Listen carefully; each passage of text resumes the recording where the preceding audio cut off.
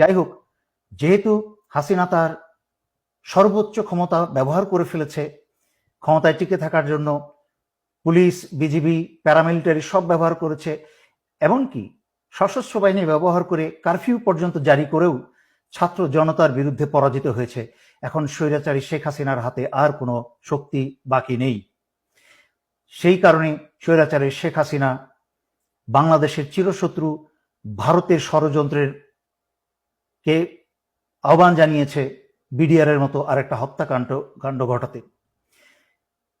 বাংলাদেশ সেনাবাহিনীতে, সেনানিবাসে বা বিভিন্ন কোনো অর্গানাইজেশনে যদি এই ধরনের একটা হত্যাকাণ্ড চালানো যায়, তাহলে ভারতের পরিকল্পনা হচ্ছে বাংলাদেশকে প্রহরী শূন্য করা, বাংলাদেশের সার্বভৌমত্ব এবং স্বাধীনতা রক্ষা করার জন্য আর কোনো প্রহরী বাকি না থাকে।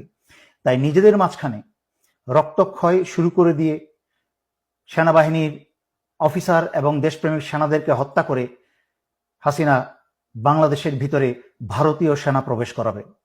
তার উদাহরণ আপনারা দেখেছেন এবং শুনেছেন। স্বৈরাচারী শেখ হাসিনা ভারতের সাথে গোপনে বাংলাদেশের বুক চুরে রেল চলাচলের ব্যবস্থা করেছে।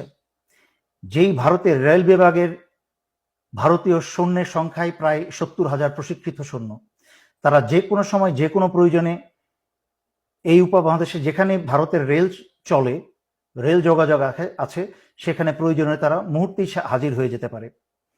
তার মানে এই রেল ব্যবস্থার নাম করে বাংলাদেশের ভিতরে চাইলে ভারত প্রয়োজনে 70,000 সেনা মোতায়েন করতে পারে। একদিকে বাংলাদেশের প্রহরী সেনা হত্যা করবে, আর একদিকে ভারতীয় সেনা প্রবেশ করে বাংলাদেশ দখল করবে এবং স্বৈরাচারী শেখ হাসিনাকে বাঁচাবে। আর তার দায় দায়িত্ব সম্পূর্ণ চাপাবে হচ্ছে জামাত শিবিরের উপরে, এবং স্বৈরাচারী শেখ হাসিনা বলবে যে এই কাজ করে শুরু করেছে বাংলাদেশ সেনাবাহিনীর ভেতরে থাকা জামাতের লোকজন বা শিবিরের লোকজন, যা স্বৈরাচারী শেখ হাসিনার চোরপুত্র জয়ের মুখে থেকে আমরা বেশ কয়েকবার শুনেছি যে সেনাবাহিনীর ভিতরে জামাত শিবির আছে।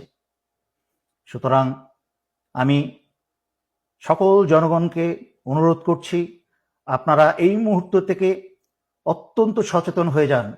কোথাও আপনারা একা থাকবেন না।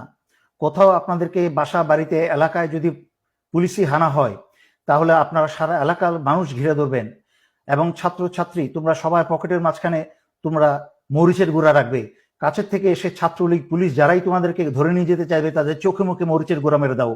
এটা হচ্ছে ন্যূনতম তোমাদের ডিফেন্স। তাছাড়াও হাতে যা পারো তোমরা রাখো সংঘবদ্ধভাবে।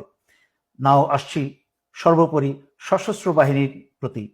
ইতিমধ্যে 57 জন ভাই হারিয়েছেন, তখন কোনো পদক্ষেপ নেন নাই ভাইদের বাঁচানো।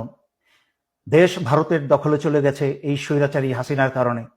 15 বছর ধরে যাবৎ বাংলাদেশের সবকিছু স্বাধীনতা, সার্বভৌমত্ব, এমনকি জনগণের জান মাল, বাংলাদেশের অর্থনীতি সবকিছু ভারতের হাতে তুলে দিয়েছে।